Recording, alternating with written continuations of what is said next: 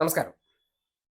അബു അരീക്കോട് എന്തായിരുന്നു ആ നാട്ടിലെ മനുഷ്യർക്കും അല്ലെങ്കിൽ നിരവധി ഇടതുപക്ഷ ആശയത്തിൽ ഉറച്ചു വിശ്വസിക്കുന്ന സഖാക്കൾക്കും എന്നതിൻ്റെ ഒരു തെളിവ് ഒരു ദൃശ്യമായിട്ട് പുറത്തു വന്നിട്ടുണ്ട്. ഒരു സങ്കടപ്പെടുന്ന ദൃശ്യമാണ്, ഉള്ളുലയ്ക്കുന്നുണ്ട്. ഇത്തരം കാഴ്ചകളാണ് സാമൂഹ്യ മാധ്യമങ്ങളിലൂടെ കഴിഞ്ഞ കുറേ കാലമായി ഇടത് ആശയത്തിന് വേണ്ടി അബു അരീക്കോട് ഉയർത്തിയിരുന്ന ശബ്ദത്തിന് എത്രമാത്രം കുറേയേറെ മനുഷ്യർ നെഞ്ചേറ്റിയിരുന്നു എന്നതിൻ്റെ തെളിവാണ്.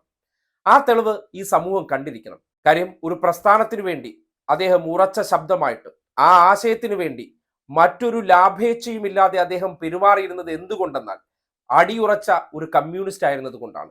ആ കമ്മ്യൂണിസ്റ്റുകാരന് ഈ ദുർവിധി വരുമ്പോൾ പലർക്കും അത് ഉൾക്കൊള്ളാൻ പറ്റുന്നില്ല എന്നതിന്റെ യാഥാർത്ഥ്യം കൂടിയാണ് സാധാരണക്കാരനായിട്ടുള്ള ഒരു മനുഷ്യൻ സോഷ്യൽ മീഡിയയിലൂടെ ആ സങ്കടം പങ്കുവച്ചിരിക്കുന്നത്. ആ സങ്കടം ഈ നാട് കാണണം.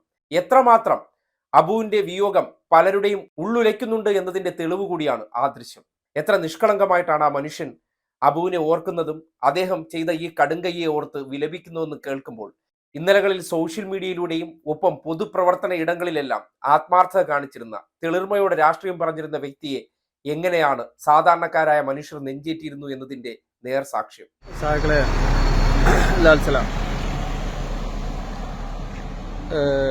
ജീവിതത്തിൽ ഒരിക്കലും വിശ്വസിക്കാൻ കഴിയാത്തൊരു വ്യക്തിയുടെ മരണമായിട്ട് എനിക്ക് അബു അരീക്കോടിന്റെ മരണത്തോട് എനിക്ക് തോന്നുന്നു. കാരണം വെച്ചെങ്കിൽ വ്യക്തിപരമായിട്ട് നല്ലൊരു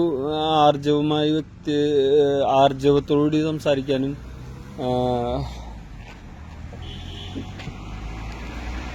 അവനവന്റെ നിലപാടുകൾ ഉറച്ച ശബ്ദത്തിൽ പറഞ്ഞ വ്യക്തിയാണ്.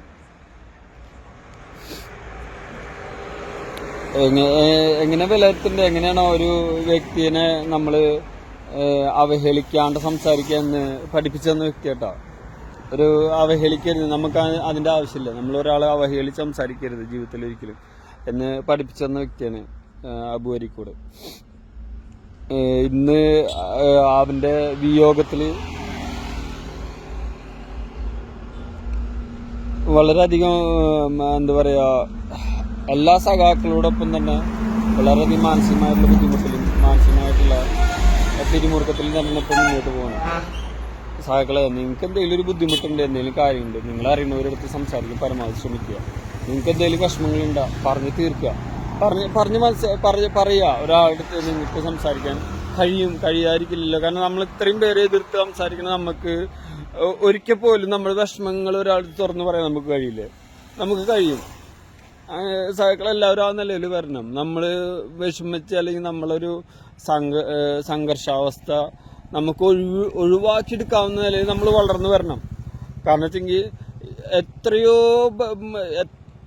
ആൾക്കാരെ വാൾമുനയിൽ ജീവൻ പോയ സഖാക്കളുടെ പിന്മുറക്കാരാണ് നമ്മൾ. അതും കൂടി നിങ്ങൾ ആലോചിക്കുക കേട്ടോ. നമ്മൾ അവരെ പിന്മുറക്കാരാണ്, വെട്ടിക്കൊന്നവരെ പിന്മുറക്കാരാണ് നമ്മൾ. വെട്ടിക്കൊന്നവരെ നമ്മൾ മരിച്ച് രക്തസാക്ഷികൾ എന്നും അഭിമാനത്തോട് നമ്മൾ ഓരോ കാര്യം നമ്മൾ പറയുന്നതും അത്ര അഭിമാനത്തോട് നമ്മൾ പറയേണ്ടിച്ചെങ്കിൽ തന്നെ നമ്മൾ അത്രയും നമ്മുടെ ഉള്ളിൽ കൊണ്ടു നടക്കുന്ന ആൾക്കാരാ. എന്നിട്ട് പോലും നിങ്ങൾ എന്തിനാണ് ഈ വക ഇത്രയും നിസാര കാര്യങ്ങൾക്ക്? എനിക്ക് എൻ്റെ ജീവിതത്തിൽ ഇതിനെക്കാട്ടിയും വലിയ പ്രശ്നങ്ങൾ വരും, എല്ലാം വരുന്നേ. അത് തരണം ചെയ്യാനാണല്ലോ നമ്മളിവിടെ ജീവിക്കേണ്ടത്. അത് തരണം ചെയ്യാൻ മരിച്ചു കഴിഞ്ഞാൽ ജീവിക്കാൻ പറ്റില്ലല്ലോ. നമ്മളെ കൊണ്ട് തരണം ചെയ്യാൻ കഴിഞ്ഞേ പറ്റൂ. നിങ്ങൾക്കായാലും ആർക്കായാലും എന്ത് വിഷമം വന്നാലും നമ്മൾ അറിയുന്ന ചങ്കുകളെടുത്ത്. ഈ സോഷ്യൽ മീഡിയയിൽ എത്രയോ പേര് അബുവിൻ്റെ അടുത്ത് സംസാരിക്കാറുണ്ട്, എത്രയോ പേര് അബുവിൻ്റെ അടുത്ത് സംസാരിച്ചിട്ടുണ്ട്. അവനൊരു വിഷമമുണ്ട്, ഇന്നൊരു കാര്യമുണ്ട് എന്ന് പറയാൻ എത്ര സഖാക്കൾ കാത്തിരിക്കുന്നുണ്ടാവും, എന്നെ കൊണ്ടൊന്നും ചെയ്യാൻ കഴിയില്ല. എനിക്കത് ചെയ്യാൻ കഴിയുമായിരുന്നെങ്കിൽ ഞാൻ അബുവിൻ്റെ അടുത്ത് സംസാരിക്കും. ഞാൻ ചോദിക്കുമായിരുന്നു, ഡാബുവോ എനിക്ക് എന്തെങ്കിലും ബുദ്ധിമുട്ടുണ്ടോ എന്ന് ഞാൻ ചോദിക്കുമായിരുന്നു. പക്ഷെ എന്നെ കൊണ്ട് കഴിയാത്തതുകൊണ്ട് എനിക്ക് അബുവിൻ്റെ അടുത്ത് ആ ചോദ്യം ചോദിക്കാൻ പറ്റില്ല. എല്ലാവരും സഖാക്കളെ, എല്ലാവരുടെ അടുത്തും എനിക്ക് പറയാനുള്ളത് എന്താ വെച്ചെങ്കിൽ നിങ്ങളുടെ വിഷമങ്ങൾ പരസ്പരം ഷെയർ ചെയ്യാന്ന് പറഞ്ഞ സഖാക്കൾ ഒരുപാടുണ്ട്. ഇവിടെ ഒരുപാട് സഖാക്കളുണ്ട്, സഖാക്കന്മാരുണ്ട്, നമ്മുടെ നേതാക്കളുണ്ട്. വേറെ ആരും വേണ്ട നിങ്ങൾക്ക്. നമ്മുടെ നേതാക്കളടുത്ത് പറയാം, നമ്മുടെ നേതാക്കന്മാർ നമ്മുടെ വിഷമം മാറ്റിത്തരും. അത് 100% ഉറപ്പുണ്ട്. പക്ഷെ നിങ്ങൾക്ക് ഈ നിസാര കാര്യത്തിൽ നിങ്ങളെ ജീവൻ വിട്ട് കളയുമ്പോഴല്ലോ ചത്തു പോണത് ഞങ്ങളാ, അവിടെ മരിക്കാണ്ട് നിൽക്കുന്നത് ഞങ്ങളാ. അത് നിങ്ങൾ മറക്കരുത്, നിങ്ങളിങ്ങനെ ചെയ്യരുത്. നിങ്ങൾ നിങ്ങളുടെ വൃത്തികെട്ട സ്വഭാവം ഈ നിലയിൽ കാണിക്കരുത് പ്ലീസ്. ഞങ്ങളെ പോലുള്ളവരോട് ജീവിക്കണം. ഞങ്ങളെ പോലുള്ളവർക്ക് മാനസികമായിട്ട് താങ്ങാൻ പറ്റണില്ല. നിങ്ങളിങ്ങനെ ചെയ്യരുത്.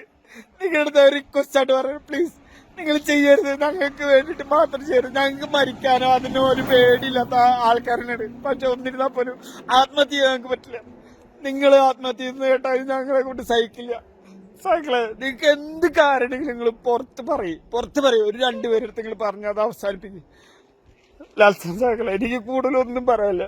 എന്റെ ജീവിതത്തിൽ ഞാൻ ഉച്ചയ്ക്ക് ഊണ് കഴിച്ചിട്ട് കണ്ടത് ആ മുന്നും മരണത്തിന്റെ വാർത്തകൾ. എനിക്കെന്റെ ജീവിതത്തിൽ താങ്ങാൻ പറ്റില്ല സഹിക്കില്ല. ഞാൻ അത്രയും വിഷമിച്ചത്. ഉറക്കം എണീറ്റ് വാടാന്ന് പറഞ്ഞുള്ള വ്യക്തിയാണ്. ഉറങ്ങിയ എണീറ്റ് വാടാ, ഇത് കാര്യങ്ങൾ പറയടാ, നിന്നെ കൊണ്ട് മാന്യമായിട്ട് സംസാരിക്കാൻ കഴിയൂടാ, ഞങ്ങളെ കൊണ്ട് കഴിയില്ലടാന്ന് പറഞ്ഞിട്ട് പറഞ്ഞ് പഠിപ്പിച്ച് എണീറ്റ് വന്നാണ്. ഇന്ന് മരിച്ചു എന്ന് കേൾക്കുമ്പോ ജീവിതത്തിൽ കിട്ടാത്തൊരു എന്താ പറയുക വേദന കിട്ടി. മരിച്ചാ പോലും എനിക്ക് ഇത്ര വിഷമം ഉണ്ടാവില്ല. നിങ്ങൾ പരമാവധി നിങ്ങളുടെ വിഷമങ്ങൾ മറ്റുള്ളവരോട് തുറന്ന് സംസാരിക്കരുത്. എനിക്ക് കരച്ചില്ല. ഞാൻ എങ്ങനെ സംസാരിക്കാറുള്ളൂ. പ്ലീസ് സഹകളെ, നിങ്ങൾ നിങ്ങളുടെ വിഷമങ്ങൾ മറ്റുള്ളവർ ഷെയർ ചെയ്യും. നിങ്ങൾക്ക് എന്തെങ്കിലും ബുദ്ധിമുട്ടുണ്ടാകും, നിങ്ങൾ ഷെയർ ചെയ്യും. അതിന് നിങ്ങളെ വാക്കുകൾ കൊണ്ട് പിടിപ്പിച്ച് നിൽക്കാൻ ഞങ്ങളുണ്ട് ഇവിടെ. വാക്കുകൾ തന്നിട്ടെങ്കിലും കാശില്ലെങ്കിലും വരില്ല, വാക്കുകൾ തരും സഹാക്കളെ. വാക്കുകൾ കൊണ്ട് ഞങ്ങൾ എങ്ങനെ ഇവിടെ നിർത്തും. നിങ്ങളെ നിങ്ങളടുത്ത് പറഞ്ഞ് മനസ്സിലാക്കി. ലാൽസലാം. ചില നഷ്ടപ്പെടുത്തലുകൾ ഉണ്ടാക്കുന്ന ശൂന്യതയുണ്ട്, അല്ലെങ്കിൽ സൃഷ്ടിക്കുന്ന ശൂന്യതയുണ്ട്. ആ ശൂന്യത മറ്റൊന്നും കൊണ്ട് നികത്താൻ കഴിയത്തില്ല.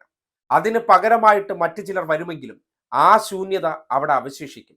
കാര്യം എന്ത് കാര്യവും നമ്മൾ ചെയ്യുമ്പോൾ അതിനെ സ്വീകരിക്കണമോ വേണ്ടയോ എന്ന് തീരുമാനിക്കുന്നത് ഒരു വലിയ വിഭാഗം ജനങ്ങളാണ്.